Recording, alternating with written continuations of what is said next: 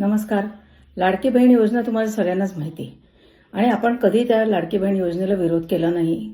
अनेकांना हे पटली नाही योजना, पण आपण विरोध केला नाही की ठीक आहे, महिलांच्या हातात थोडे पैसे जात आहेत म्हणून. पण जेव्हा लाडकी बहीण योजनेसाठी अर्ज भरले गेले तेव्हा सगळ्यांनी ही मागणी केली होती की हे अर्ज बरोबर आहेत की नाही, या महिला पात्र आहेत की नाही ते बघा. पण तेव्हा विधानसभेची निवडणूक आली होती आणि निवडणूक आल्यामुळे सरकारला प्रचंड घाई झाली आणि जेवढे अर्ज भरले होते त्या सगळ्यांना त्यांनी हप्ते द्यायला सुरुवात केली. अनेक हप्ते आत्तापर्यंत यांना गेलेले आहेत.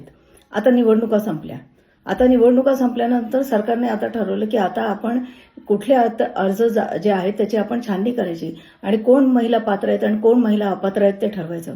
आणि याच्यात धक्कादायक माहिती अशी आली. आता मी तुम्हाला आकडे वाचून दाखवणार आहेत कारण आकडे चुकायला नको. तर हे अधिकृत आकडे आहेत.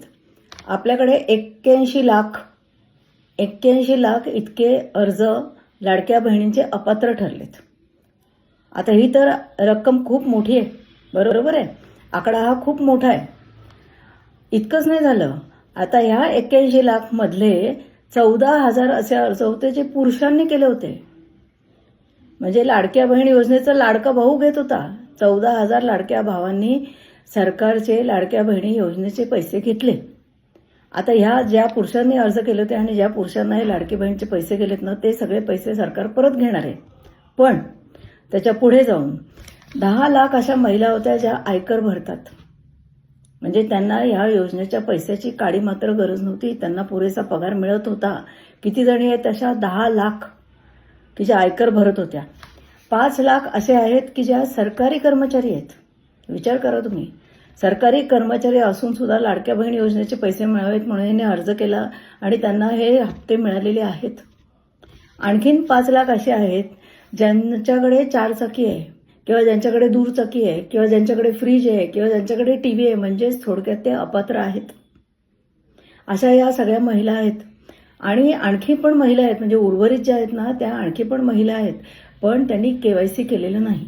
आता तुम्ही मला सांगा की केवायसीला मुदत सातत्याने दिली सरकारने, पण जर ह्या केवायसी करत नसतील तर ह्याचा अर्थ हा संशय येऊ शकतो की याच्यापैकी बहुसंख्य महिला या अपात्र आहेत आणि म्हणून त्या केवायसी करत नाहीत. केवायसी न करता आपल्याला पुढचा हप्ता मिळतात का याचा प्रयत्न करतायत.